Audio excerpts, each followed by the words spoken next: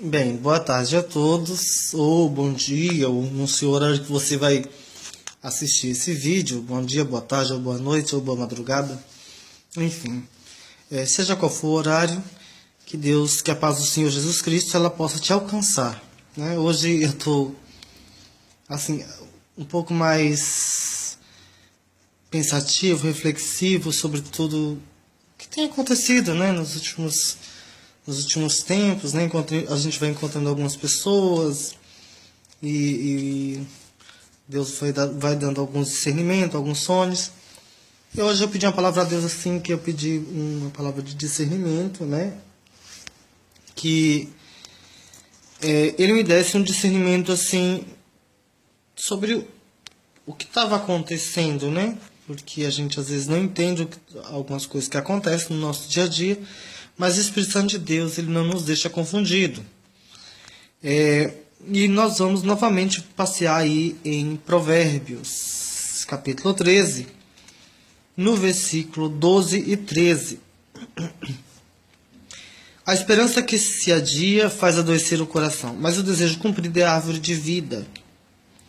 O que despreza a palavra, a ela se apenhora, mas o que teme o mandamento será galardoado. Essa passagem eu já explanei, mas Deus quer que novamente eu explane novamente. É que toda esperança que é adiada, às vezes você quer muito fazer umas coisas, você fica adiando, e nunca que os seus projetos saem do campo dos sonhos, e eles acabam não se materializando. Só que assim, Deus ele é espírito, mas ele tem prazer em nos galardoar, ele tem prazer que a gente consiga alcançar o que ele tem para a nossa vida. E aí, lá em Gênesis, né, capítulo 15, fala assim que Deus ele é o nosso grandiosíssimo galardão. Você pode pensar assim, e Abraão disse, mas para que trabalho eu, né? Vou deixar tudo para o meu servo, né, para o meu empregado.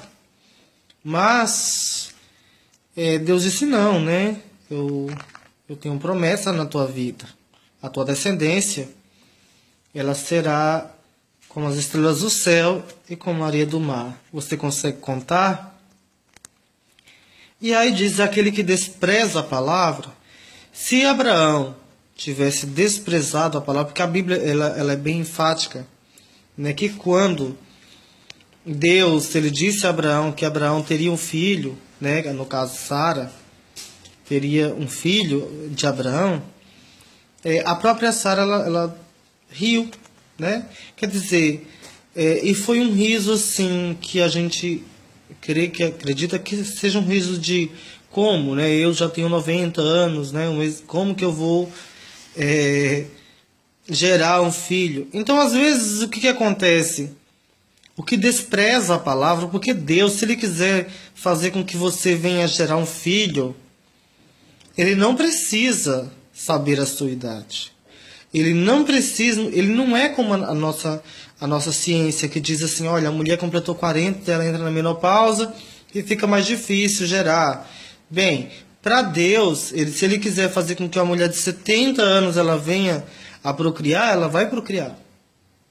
Porque quem ordena o sobrenatural não é homem, é Deus. Mas aquele que teme o mandamento, ele será galardoado. Como assim? Se eu temo a Deus, se eu me desvio do mal, se eu procuro me questionar se eu estou errando, se eu estou acertando, né? Porque a gente tem que se questionar isso. A gente tem que fazer uma autoanálise todos os dias, né? Vamos supor, de repente a pessoa está te evitando. Você tem que parar para se perguntar: será que eu fiz alguma coisa para essa pessoa? Se eu fiz, meu Deus. Então você tem que dizer, olha, Deus, me perdoa, porque eu provavelmente devo ter feito sem saber o que estava fazendo. Porque às vezes a gente acaba sendo agressivo sem querer, acaba sendo áspero, né? Sem querer. Mas importante a gente se questionar, né? Colocar-se em evidência para saber se realmente você cometeu ou não algum erro.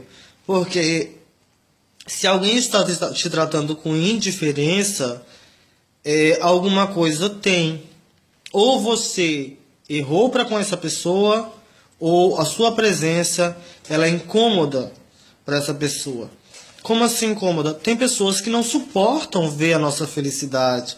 Tem pessoas que têm pavor quando descobrem que a gente está sendo abençoado, né?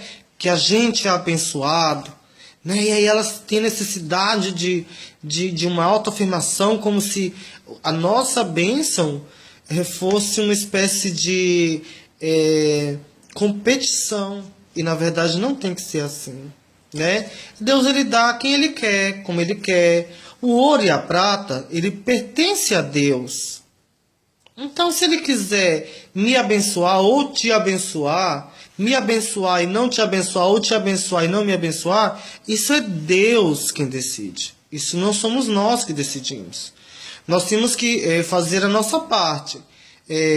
A Bíblia fala que a gente deve plantar sementes, não descansar a mão, né, continuar trabalhando incessantemente, né, para que a gente não sabe qual é que vai prosperar, se é essa semente ou se é aquela semente. Então, às vezes você lança uma semente, ela não prospera no seu tempo, mas lança o teu pão sobre as águas.